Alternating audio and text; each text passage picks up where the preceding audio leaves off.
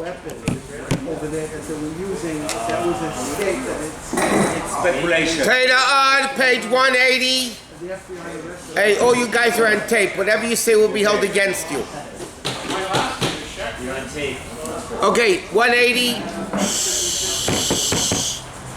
Megillah Esther, Torah Ard, 180. Second column.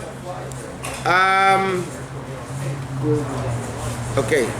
2, 4, 6, 8, 10 lines to the end of the page. Now the Rebbe is explaining now. Now the Rebbe is explaining now why La'os Lavai, all the Nevi'im are going to become batal except Megillah Esther and Halachas. So he says it doesn't chas v'sholem mean that Halachas are going to become batal because Torah is eternal.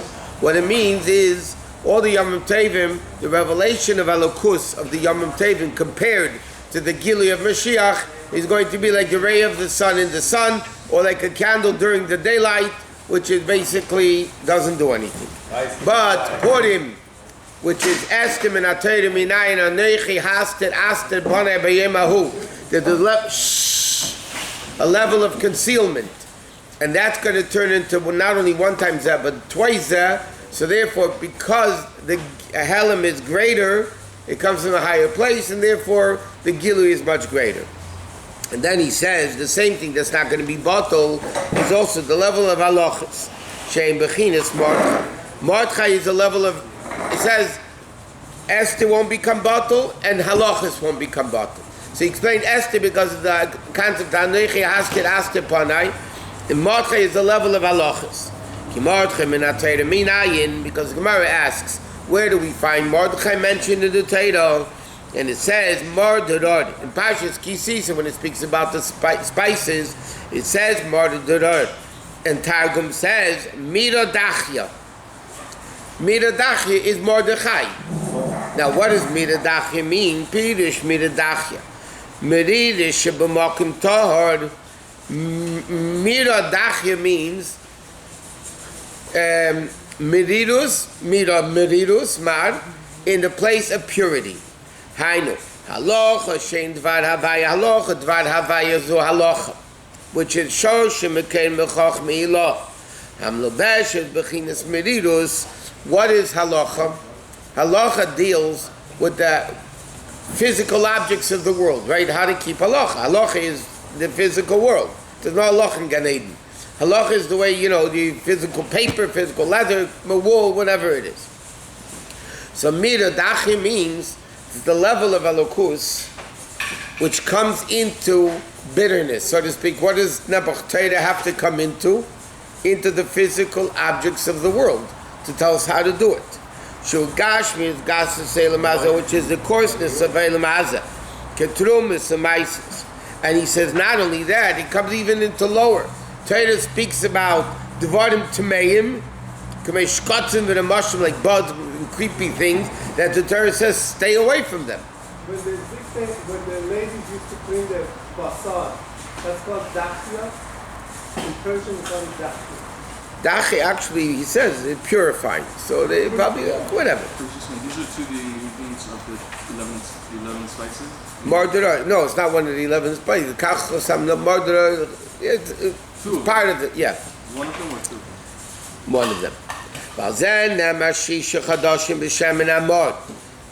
it says in the Megillah, okay, so he says like this. Esther minatayr minayin is that level of elokus that comes all the way into concealment. Halacha is the level miradachya, which is the miridus of elokus, meaning what's the bitterness of elokus that he has to come down into gashmistic things of halacha, even into things which are tamei shkatzim v'ramashim, the lowest of the low. And that's what it says, Shisha Chadashim Mishem and Amor. It says in the Megillah when they went to the beauty contest, yes, so the girls before they went to Achashverosh, they said Shisha Chadashim Mishem and Amor, Shisha Chadashim Bapsamim, of Samurike Anashim. So he says, what does it mean, Shisha Chadashim Bishem and Amor? Ubachin is Choch Me'ilah. Shemen, we learned many times at the level of Chochmah. Choch Me'ilah Amulbesh is Bechinas Meridus, which are Allah Hashem Lebeshes Begashmis. Meaning like this. What is Shisha Chadashim B'Shemen Hamor? 6 months, the level of Shemen Chochma comes into the level of Meridas. What's the bitterness? Nebuch, that Elokus has to deal with garbage, with tomei, with bugs and things.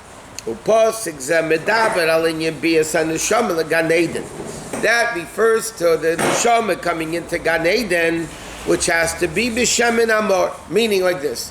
What does the pasuk say afterwards? Shisha chadashim b'shemen amor, shisha chadashim b'psamim, with psamim. So he spent actually 12 months preparing, and then ubezeh hanayra ba'al melech. That's the way the neshama comes up to the king. That refers to the neshama going to Gan Eden. Now, in order for the neshama to go back up to Gan Eden, v'ya el melech, you have to first have Shisha Chadashim Shemen Amar. What is that in Ruchnius? You need to have the Meridos, meaning Torah coming into the neshama, coming into the bitterness of the world to keep halacha, and then you're able to go up to Gan Eden. We mentioned in the past, there was a chassid, I forgot the names, but he prepared himself like 10 years to go into Yechidus without the Rebbe. 10 years he prepared himself. On his way, he stopped by a chassid on the way, stopped by for a night, whatever. So the chassid tells him, oh, you're going to the Rebbe, let me tell you a vart I heard.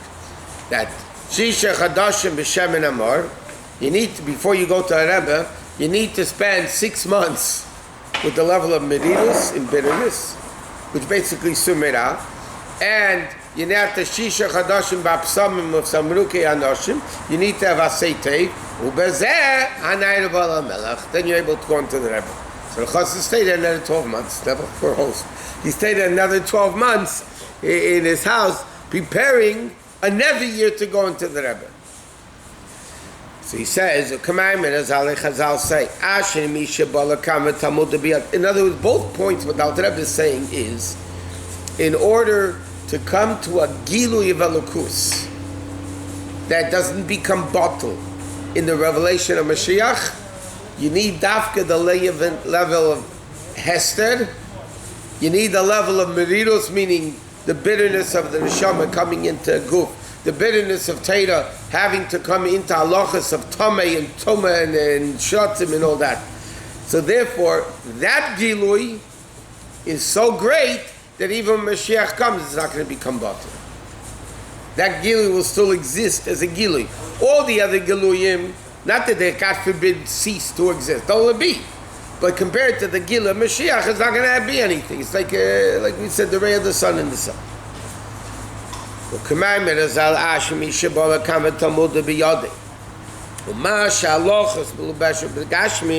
this, that Allah has come into the Gashmistic world.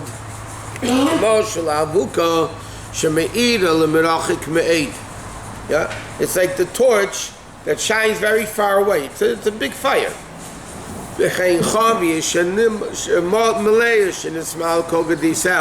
same thing as a full barrel that's full and overflowing. It's so full that it pours out waste. Overflows. Yeah, but I'm saying when it overflows, where's the stuff going? You're not going to drink it. It overflows.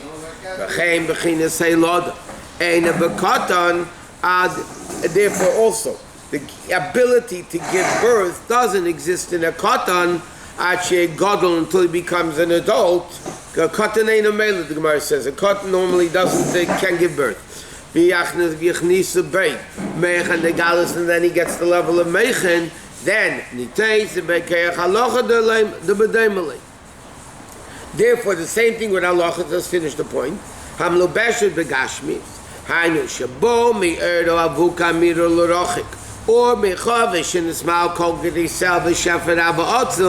until it goes all the way outside the nest to brach in the house. There's a din. He's going to quote this din. There's a minig. I mean, we do it every time we make kiddush, but there's in Shneur it says that by Havdalah you don't only fill the cup, you overflow the cup. So in Shneur it says by Havdalah and by kiddush. In Shneur doesn't say by kiddush. By kiddush says it has to be a full cup. That's it. You don't overflow. If it's full, it's full. Be'avdala, it says in Shchunarach, the minig is that you overflow it. Why? So the Gemara calls this Gemara, Shchunarach calls this Gemara, any house where wine is not poured, overflowing, so you don't see a bracha. In other words, by overflowing, you show Hashem there's an abundance of wine. We're overflowing it, and therefore we start what's called in Yiddish Shaful Avach. We start the new week showing Hashem there's a bracha of abundance that we're over. But Lepel, that bracha of abundance, what are you doing with it? Seemingly is going to waste. But if you show abundance, then you're saying, I already have enough? No. You make a keli for abundance. Listen, money goes to money. It's a Mishnah.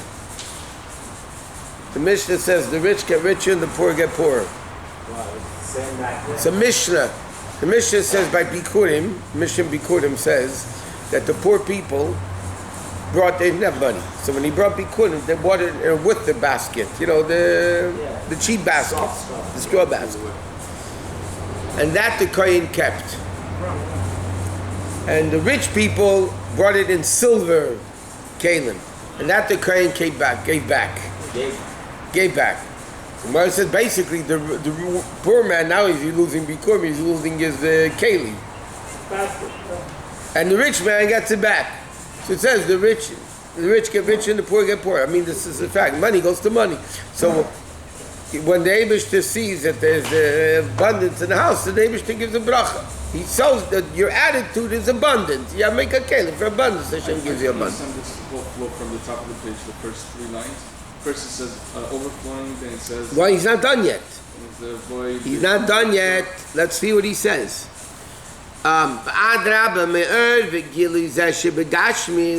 From this additional or of Gashmis, that it's big, it's abundance, moving market,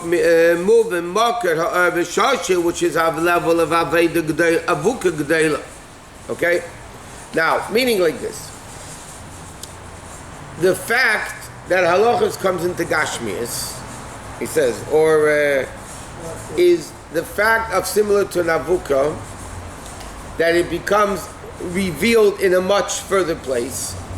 And he's not done with the Avuka yet, by the way. He's going to explain it. But he says the same thing. You overflow the chavis, even though l'chayra, what you're overflowing is going to waste.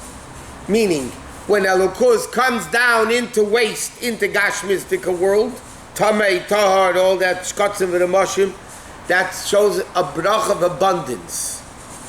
And therefore, that Gilui is much greater than the Gilui when it doesn't go to waste. If you fill up the cup to the top, you don't have Siman Bracha. You're not wasting anything. Dafka by overflowing, when it goes to waste, that's the sign of a bracha. The same thing, Elokus, when it comes to waste, so to speak, it comes into Shkotzim, V'Ramashim, and Batum, and Tar, and all that.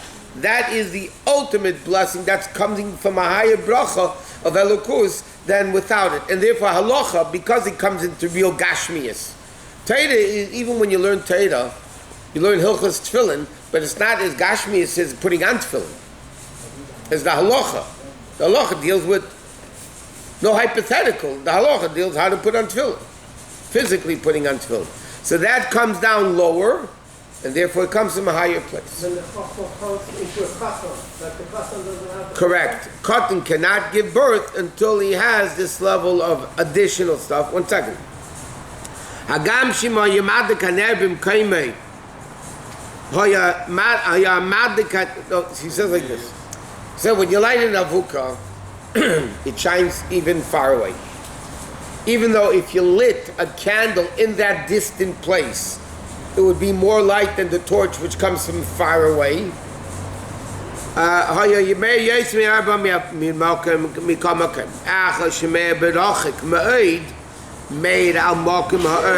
It shows though that the plate, I'll explain in a second, where the plate or the avuka comes from, it says like this. When you have an avuka, the torch shines, like you light the torch here, yeah? It shines all the way to the end of the room. Correct? Now, Even though, if you lit a candle over there, you'd have more light there than the light of the torch coming from here. Right? Nevertheless, the fact that the torchlight goes all the way there shows that where it originates from, it's much greater than a candle. Yeah. Okay, so therefore, the level of halacha that comes in, that shines elukus all the way down into the halacha dealing with shkotzev and emashim is kedusha. You're learning Torah about tomei tara shkotzev and emashim. It's kedusha, but that shows that if the kedusha Torah could come into the most distant places, that means where it originates from, it's super great. Then it's super great. That means the fact that halacha, kedusha of Torah, comes all the way down into tumah v'tar and all that, shows that it originates from is a much greater level, that it shines even so far away. Lochein, v'gili zeh sheba halacha is therefore the gili of elokus because it comes from abnormally great level. And a bittul kebittul ziv hashemesh. Okay, so that bottom line he says like this: the concept of all the yamim tevim or halal or things in Torah becoming batal again is clear. Not chas v'shalom, it won't exist anymore because Torah is eternal. What it means is there'll be such a great gilui in the time of Mashiach that all these things are going to be like the ray of the sun in the sun. But there are certain revelations of elokus that come from such a high place of elokus that even when Mashiach comes and a great revelation will shine, it won't be bottled like the ray of the sun in the sun. It'll still have its own entity. What are these two things? Esther, Megillah Esther, and Halachas. So he says, what's the in Megillah Esther? Megillah Esther is Megillah, by the way he doesn't say it, but Megillah means Gilui. What is Megillah? Megillah means, Megillah. But it means a Gilui. That's the root of the word Megillah. What is the Megillah Esther? The Gilui of the concealment. Now, Alma Discassia is even greater than Alma Disgalia. Correct? So therefore, when you reveal Alma Discassia, that's such a great level of Gilui that even when Mashiach comes, it's going to stick around. You'll be able to see it's a Gilui. Secondly, halachas. What's halacha? Shemen, the highest of levels, coming into gashmiistic things, and not only gashmiistic things, like this tumah, tar, shkotzim, v'lamash, all that. So therefore, where does it come from? The fact that Torah comes all the way down into these impure things shows it must come from it's like an avuka that shines from a very big place. So therefore, it's not going to be the bittul of a ned. I'll give you an example. A candle during daylight does nothing.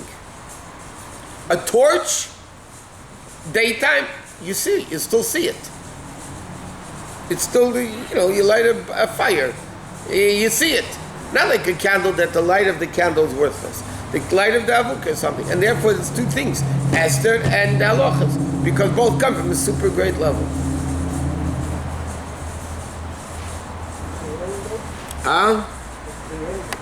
What? Compreendo. I don't I hear. understand. Oh, You don't speak Spanish? Poquito. Okay. Again, Megillah Esther. Hagam shenanesha Purim. So he says now even more so by Megillah Esther. Megillah Esther was l'chayra nes. Mulubish b'terech hatev pi Achashverosh, right? It was Mordechai and Esther. It was a normal, seemingly, it was a natural miracle. In a Adrabah. For Adrabah, like we learned in other places, mizah movement. The fact that miracle comes all the way down in Teva shows that it comes from a place higher than both.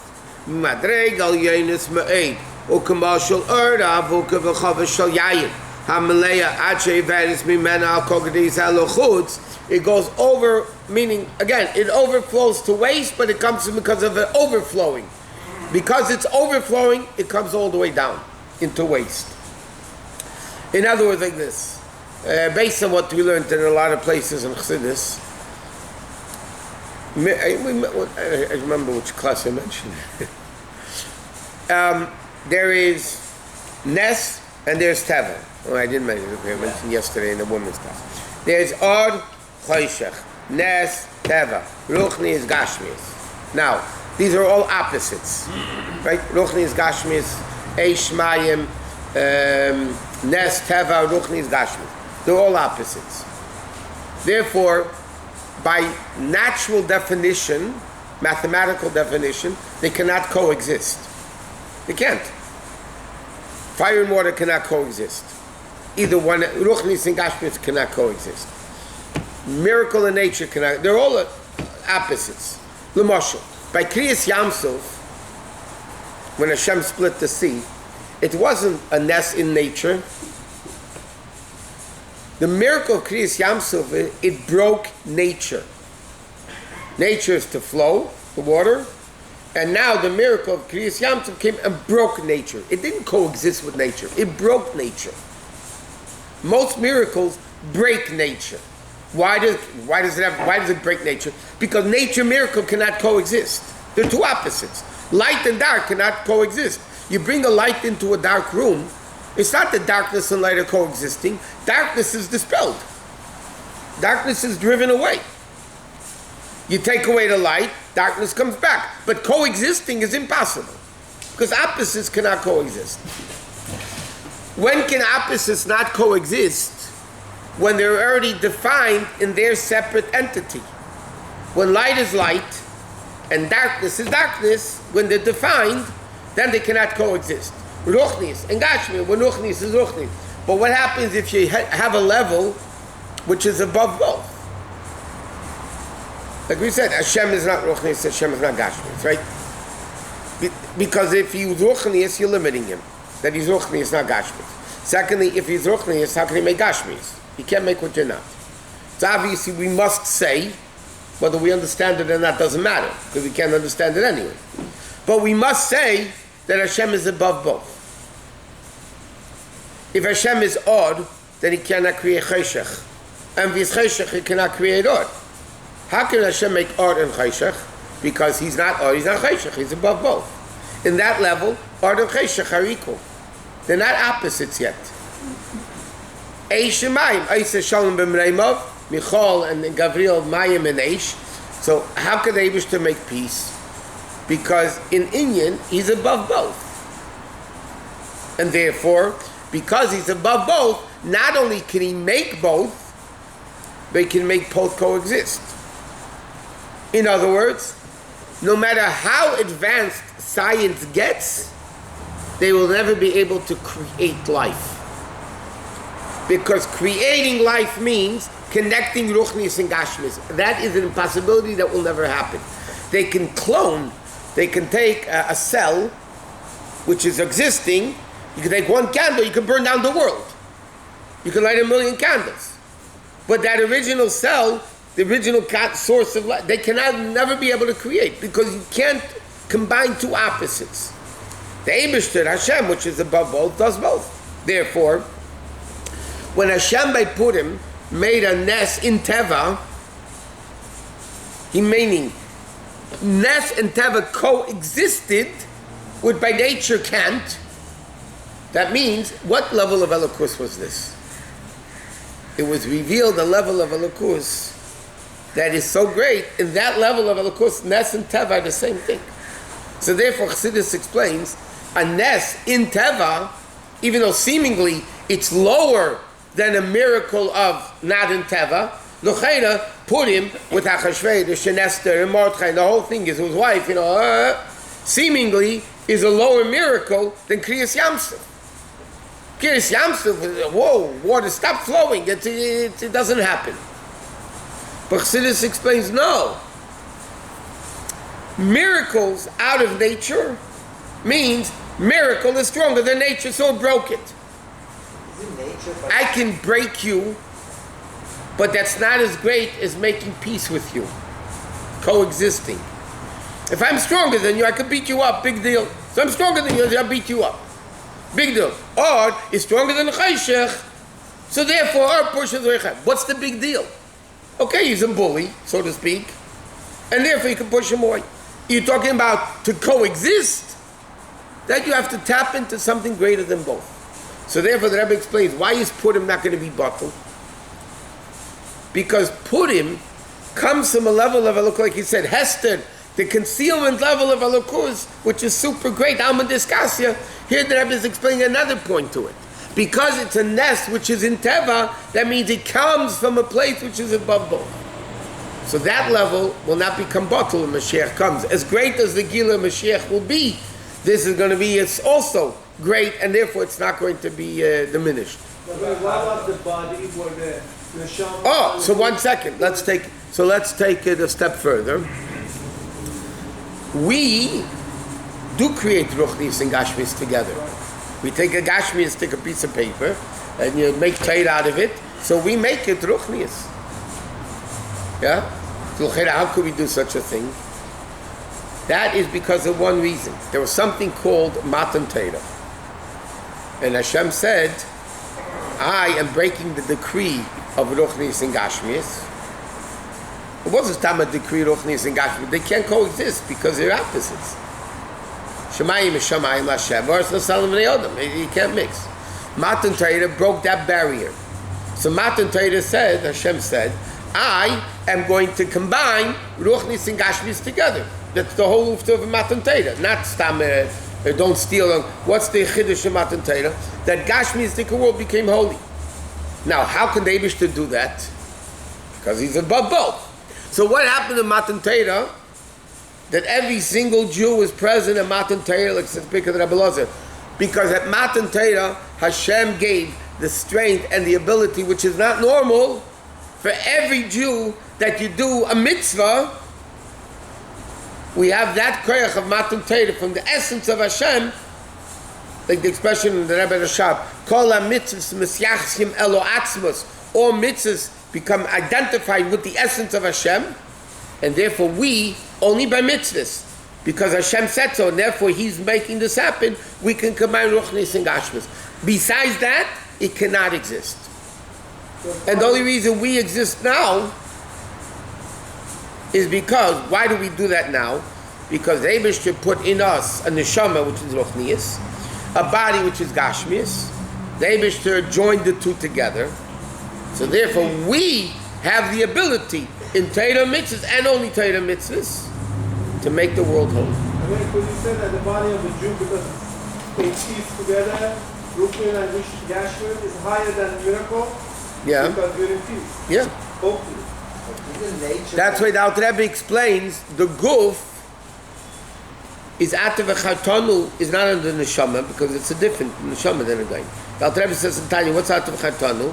And the guf. Hadninu b'chumir say that looks physically in, like the neshama, and there the Eibishter chose.